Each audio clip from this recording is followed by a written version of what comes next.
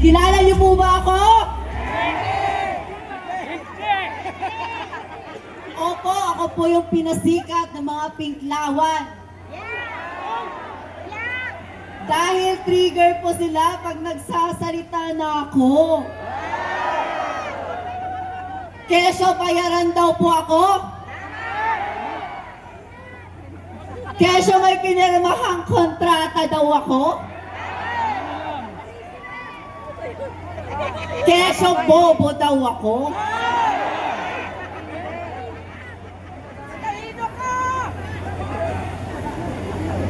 Alam ko sabi nila matatalino daw sila. Pero bakit naniniwala pa rin sila sa fake news? Gusto nyo ba ng corned beef? Magandang Pilipinas sa ating lahat. Ako po ay kinakabahan sa aking sasambitin dito sa inyong harapan. Ngunit kung pangungunahan ko ang aking kaba, maririnig nyo ba ang isang hinaing ng isang Gen Z? Isang kabataan na tulad ko na nananawagan ng katarungan at kalayaan sa ating bansa! Dahil sa mga magnanakaw na politikong at nagpapahirap sa mga mamamayang Pilipino. May gusto po akong sabihin sa inyo.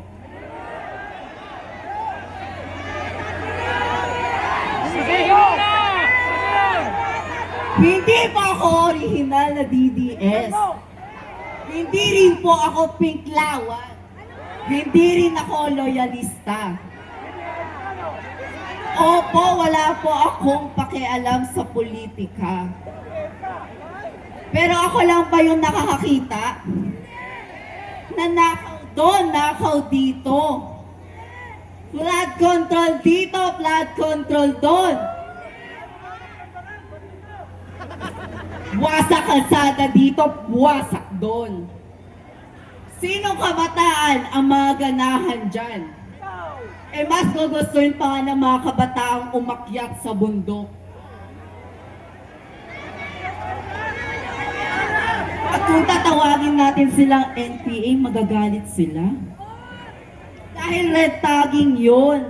Pero kung maliitin nila ang mga DDS, freedom of speech yun. Sinong hindi magiging DDS? Eh grabe ng lakawan ng mga congressman. At mali-malitang abutan sa Senado. Tapos ang mga pinklawan, ang target lang ang mga DDS supporters. Mga pinag-aral ng buwis. Proud maging scholar ng bayan. Pero ang trabaho lang ay ang targetin ang mga DDS supporter. Wala kayong bayag! Wala kayong bayag! Nasigawan ng mga politikong magnanakaw. Okay lang sa kanila ang trilyon-trilyong nakawan. Basta ma-impeach daw si Sara. Okay lang ang baha. Okay lang daw malunod tayo sa baha. Basta ma-impeach si Sara. Matatalino, magagaling naman mag-compute. Pero bakit nakatuon pa rin sila sa vice-presidente? Kaysa sa napakadaming politikong magnanakaw at bilyon-bilyon ang hatian. Sa tingin nyo, hindi ako magiging DDS? Dahil sa pinagagawa nyo, ang sarap pala maging DDS dahil walang bayad dito. Hindi kami bayad!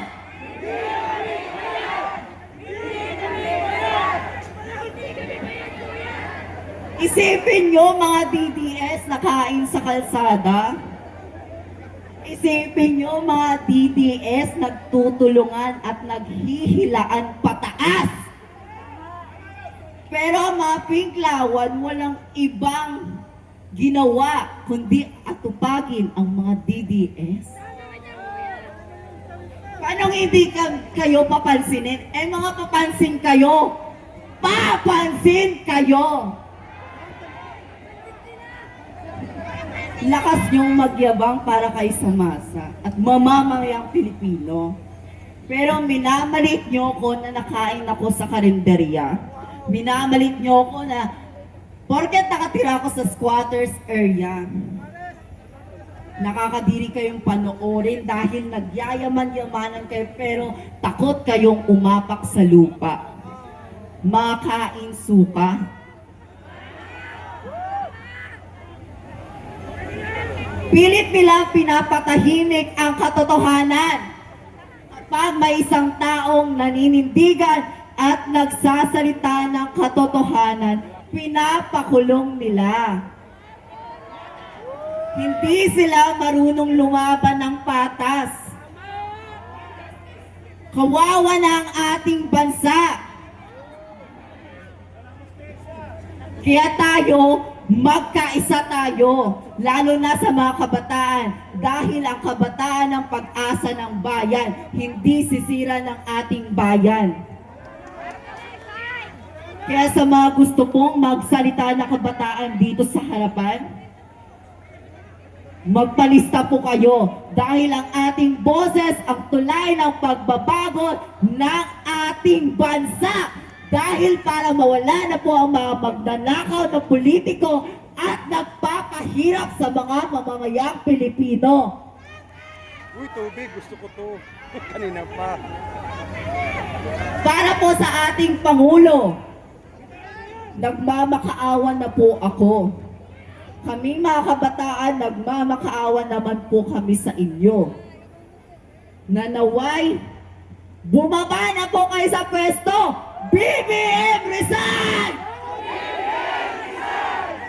BBM resign! Mabuhay po tayong lahat at mabuhay ang mamayang Pilipino na patuloy pinagnanakawan ng mga politikong magnanakaw. Maraming salamat po.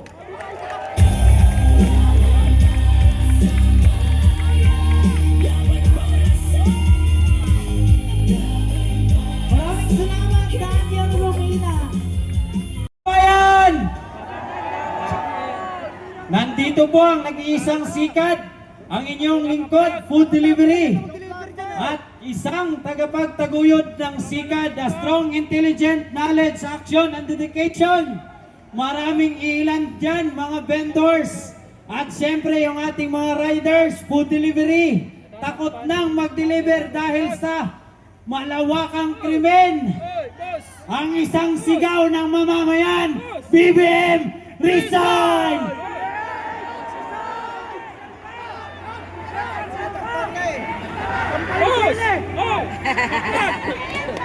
Lahat ng mga mamamayan takot na dahil sa kalat-kalat na korupsyon. Hindi lang korupsyon, ang krimen kaliwat kanan. Hindi na safe ang Pilipinas.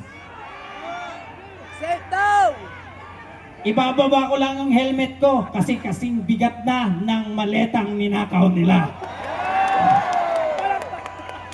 Sawa na ang mamamayan.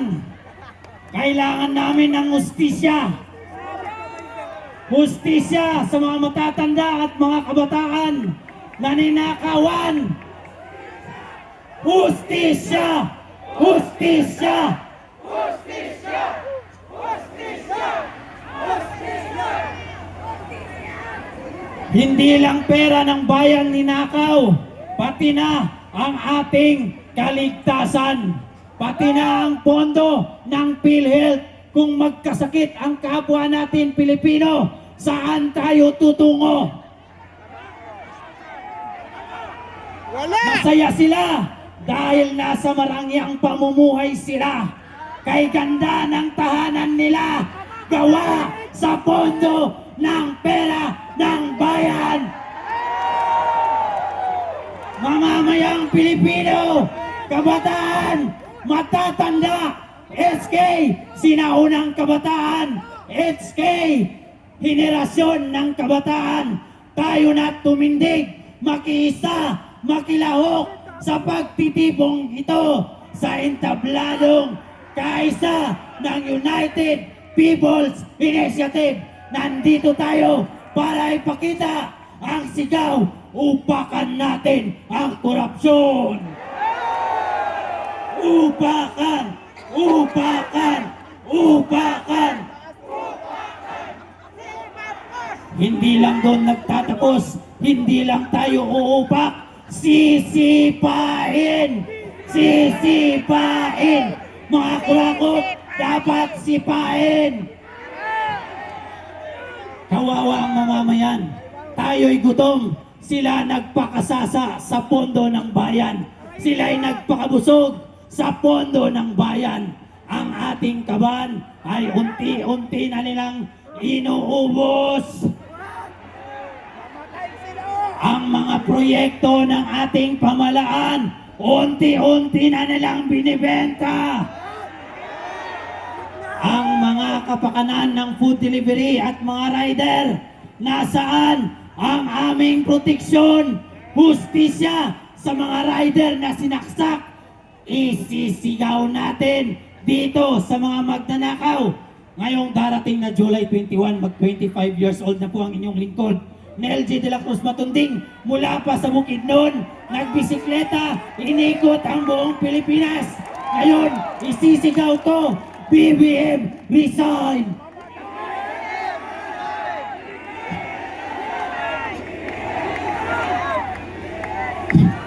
Sa birthday ko ngayong July 21, wish ko sa darating na susunod na linggo, kakatay tayo ng buhaya. Mga congressman, mga tulungis, wala kayong bayag. Halika, samahan ko kayo. Pumunta tayo sa slaughter. Hiramin natin ang bayag ng baboy dahil binaboy nyo ang kaban ng bayan. Muli, Sisigad Pilipinas, ang inyong lingkod. Maraming salamat po. Upakan natin ang korupsyon. Handa na ba kayong baguhin ang bansang Pilipinas? Matagal na tayong sumisigaw ng pagbabago! Pero bakit hindi tayo sinasagot? Mabuhay ang isla ng Mindanao! Mabuhay ang Luzon! May buhay pa kayang Luzon? Mabuhay! Napakabuhay! Ang bansa kung tayo'y nagkakaisa kasama ang isla ng Visayas!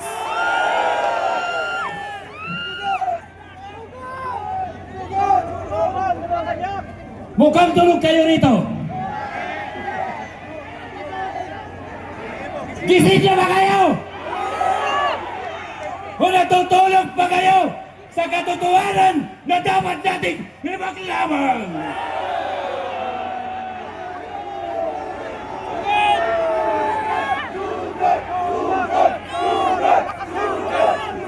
Inaamin ko,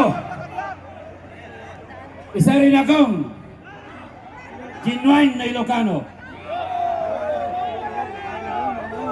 Inaamin ko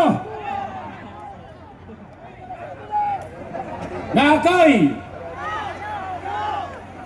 tubong lumalaban sa pagbabago ng sistema ng gobyerno.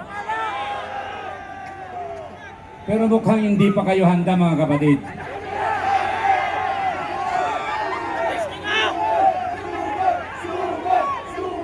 Ang tanong ko sa inyo,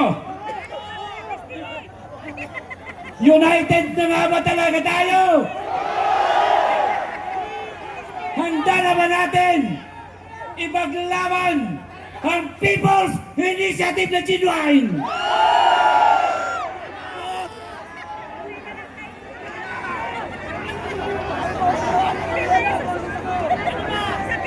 Pag-usapan natin kung paano natin gibain ang mga itinago nilang maleta.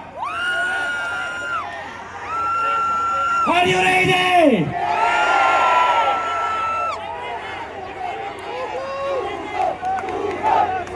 Ang Hanggang sigaw na lang ba tayo? O gusto natin talagang mabago ang takbo ng bansang ito?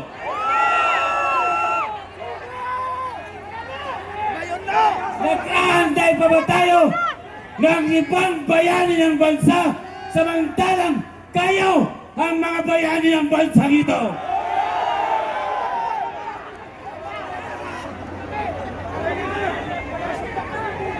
Mahal na kababayan, hindi pa ba tayo pagod sumisigaw? Ayaw ba natin tapusin ang paghihirap ng bawat Pilipino?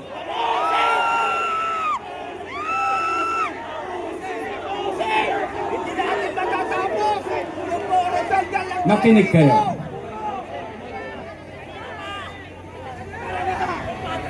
Do we want to troubleshoot the problem of this country?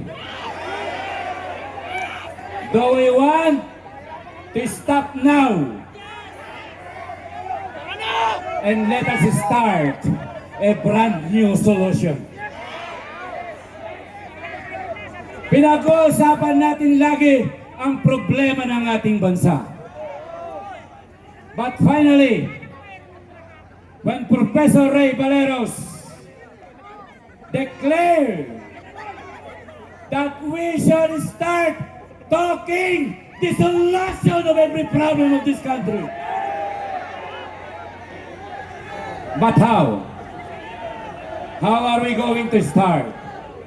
Are we just keep talking and talking and talking without nonsense? Or we want to start the solution? But first, we must troubleshoot the problem that goes by these crocodiles in this country.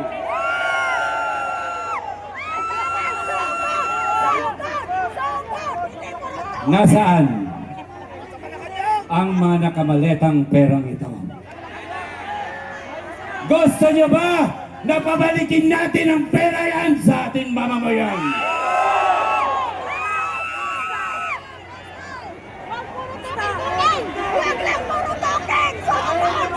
Ngayon, kaya nga po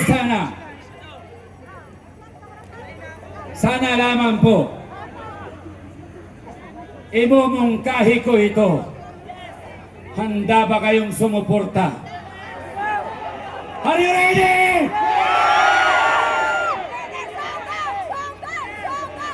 Bakit? Makinig kayo maigi.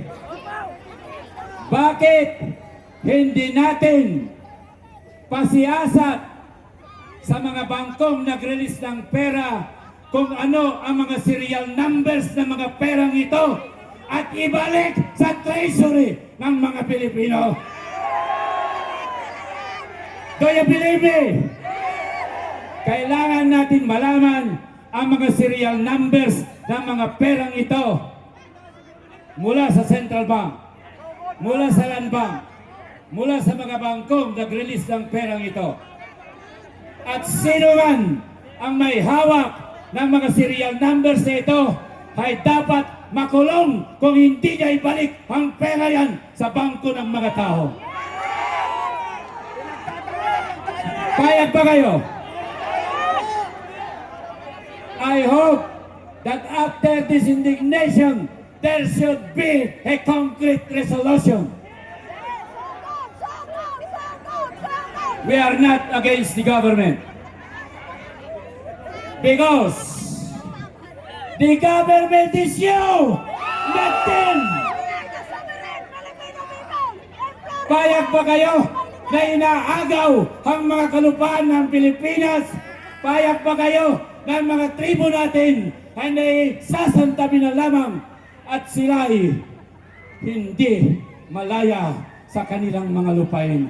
Kayo ba? Malaya pa ba kayo sa sarili niyong bansa? Hindi na. What did the Constitution says? The Philippines is a democratic and a republican state. Sovereignty resides in the people. And all government authority emanates from the Filipino people. We are the sovereign Filipino people, imploring the hand of Almighty God in order to build a just and humane society and establish a government. Civilian authority is the most powerful mandate of the Constitution, not the administration. Boses. Magsisi ka. Mga kapatid, ubusin ko man ang oras na ito. Pagalitan naman ako ng aking boss, General Romeo. Hindi si Browner, ha? General Romeo Pokis. Saludo ako sa inyo, sir. Navy Captain, Professor, Customary Lawyer, Professor Ray Baleros. Mabuhay ang bansang Pilipinos! Mabuhay ang bawat mamamayang Pilipino! Mabuhay ang mga buhay at hindi patay na mamamayan! Maraming salamat po. People's Indignation Rally na dito, nagpapasalamat po kami sa inyong lahat dito sa Liwasang Bonifacio, Manila, doon sa Pulumulok, sa Cotabato, sa Cebu City, sa Naga City, sa Isabela City sa Bukidnon, at sa Maramag sa Bukidnon, at saka sa Isabela City sa Basilan. Hindi po tayo natuloy sa Cotabato City dahil last minute po kinancel ng mayor ang permit na ibinigay sa atin. Pero next week po, mas madami po tayo, mas malaki, mas maraming syudad, mas maraming mga probinsya, mas maraming mga bayan ang magkakaroon po ng ganitong People's Indignation Rally. So mga kababayan, mga kapatid, maraming salamat po sa inyo. Huwag muna kayong aalis po at tayo ay kakanta ng ating Pilipinas kung mahal. Maraming salamat po sa inyo, sa lahat po ng mga grupo, sa lahat po ng mga sektor, mga individual, mga affiliated organizations na sumama ngayong araw ay gabi. Maraming salamat po sa inyong lahat. Mabuhay ang Republika ng Pilipinas! Mabuhay ang sambayanang Pilipino! Mabuhay! Kakantahin natin ang